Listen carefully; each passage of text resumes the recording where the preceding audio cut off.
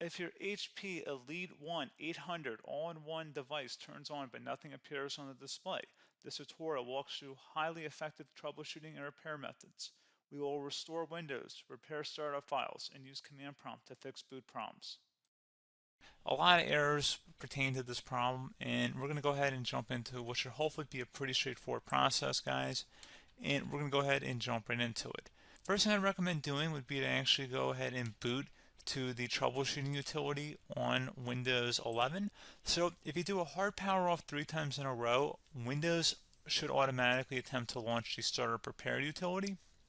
And if it doesn't find anything, it will give you the option to select advanced settings, in which case it will take you to a screen that looks like this. Now, if it does not take you to a screen that looks like this, or you're unable to get to that, you can also download the Windows 10 Media Creation Utility, or Windows 11. They probably will make a creation utility for Windows 11 at some point. And it doesn't really matter, you can actually run the Windows 10 utility on Windows 11 as far as I'm aware. And you should be able to run the troubleshooting utilities built in within it. So you just would go ahead and download it to an ISO file and then burn it to a DVD or USB. It'd have to be about 4 gigabytes or more. It couldn't be a small USB flash drive, and it couldn't be a CD. It'd have to be a DVD. And then you boot your computer from it. So depending on the computer manufacturer, you'd have to tap a different key on your keyboard in order to launch that menu, in order to select what boot drive you want to go off of. So it could be anything between the escape key, F2, F8, F12, for example, and those are the function keys on the top of your keyboard. So you may have to just do a little bit of trial and error. Shouldn't take you more than a couple minutes. Googling it would probably be best before you even begin. But anyway, we're ready to go ahead and jump right into it. So we're on the choose an option page. So these will look very similar whether you're booting from it directly within Windows itself, or if you're plugged in a USB flash drive with the media creation utility installed and you selected the recovery option. So when you are setting up your Windows 11 installation or Windows 10, depending on the drive you're using, there should be an option to repair your computer in the bottom left corner of the dialog window, one of the first screens that comes up. You go ahead and select that, and then it would take you to a troubleshooting screen like you see here. And you want to go ahead and select troubleshoot, reset your PC, or see advanced options. And then there are going to be a whole bunch of options in here that we're going to explore in today's video. The first one, we're going to actually go underneath advanced options and then select startup repair, fix problems that keep Windows from loading. So go ahead and select that first.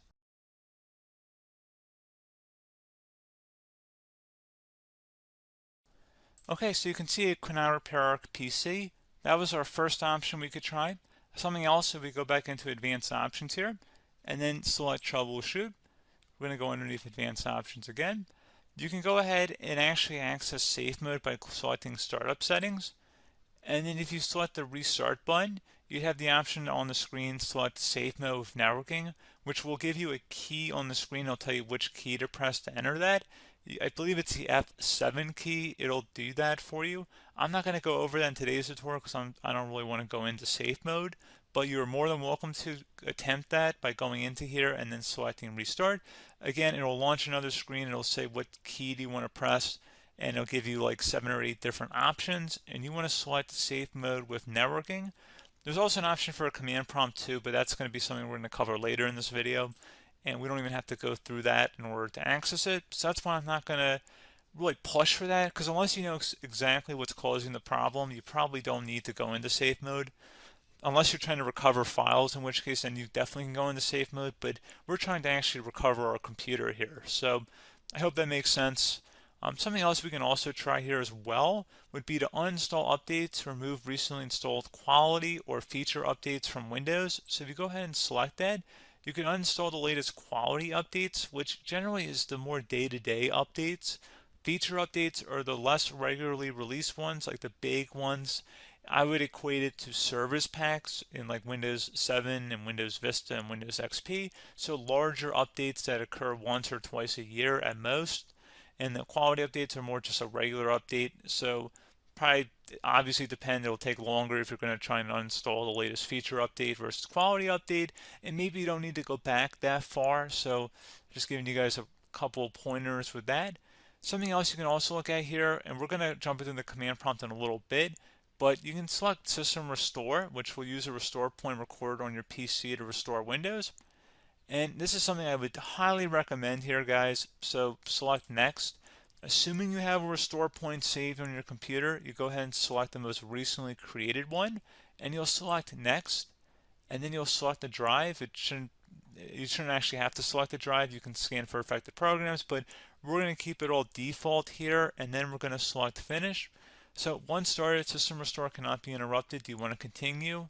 I think we're going to select yes. I don't think we have anything better to do on our computer right now, so just give it a moment here to initialize. It will take a couple minutes to run, obviously depending on how large your hard drive is and how much is saved on the system restore point. So just give it a couple minutes here.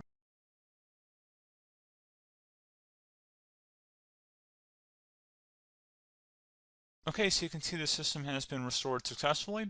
We're going to go over a couple different methods in addition to that if that did not work. So I'm just going to pause the video and we're going to start back on the recovery screen that we started with. Okay, so a couple other things we can try here too. If you go back into troubleshoot, you can select reset your PC, let you choose to keep or remove your personal files and then reinstalls Windows.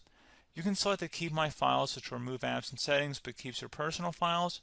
You can also select remove everything, which will remove all of your personal files, apps, and settings. So this is more of a factory reset, the second option here. First option, it should not delete all of your personal files. However, it will pretty much clear most of your programs. And keep in mind, there's no guarantee that your information, number one, is even still available and easily recoverable on your computer to the point that you actually would be able to recover anything.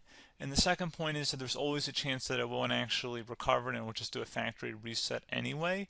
So there's no guarantee that actually would keep your files anyway. So I would recommend trying to get a recovery tool and backing that up first before selecting it anyway. But again, those are a couple different options. And then something else you can try here if you go back to the choose an option. Another option, if you go underneath choose an option and select troubleshoot, advanced options, and now select where it says command prompt. Okay, so the first thing we should do is type our main hard drive here. In most cases, it should be the C drive. So you just do a C colon and then hit enter on your keyboard. So once you're underneath the C drive, we're going to type in dir and then hit enter on your keyboard. It should have program files, users, and Windows all in there. That's how you know you're in the right directory.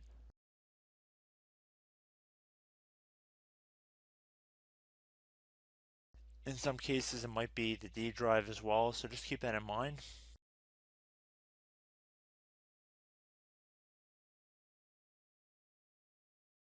Next thing we're going to do is type in cd space / Windows / system 32 / config, and then you're going to hit enter on your keyboard.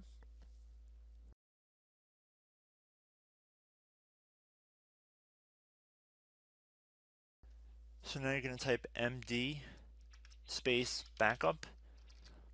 If you've seen other tutorials, it might also say to put down md backup. That's because the backup name is pretty common when you want to back something up.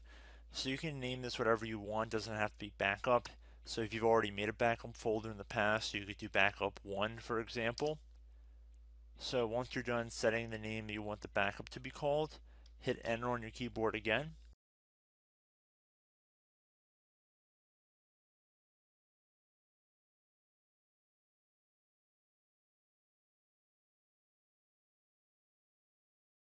At this point you want to type copy, C-O-P-Y, space, then you want to do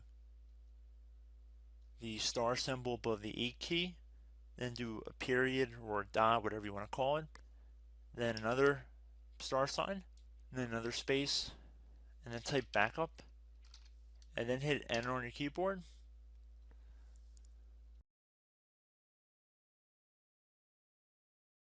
Now you want to type cd reg back, R-E-G-B-A-C-K,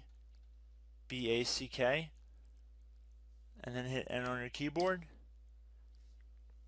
So now that we are under the reg back, so now you want to type dir again, and then hit enter.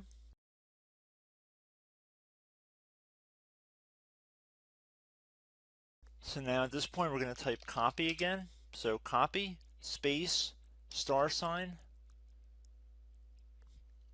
dot, another $, space, and then 2 dots. So we're going to type copy, space, $, dot, sign, $, dot, dot, and then hit enter on your keyboard again. So for overwrite, you want to overwrite all. So type A on your keyboard, so capital A, and then hit enter on your keyboard.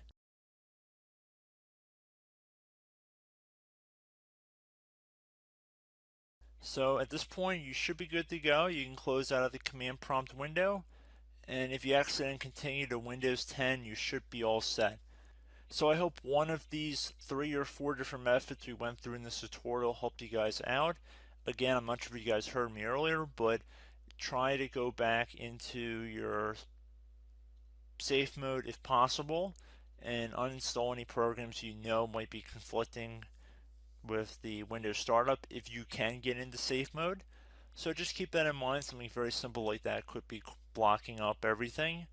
So again, I hope this tutorial helped you guys out, and I will catch you in the next tutorial. Goodbye.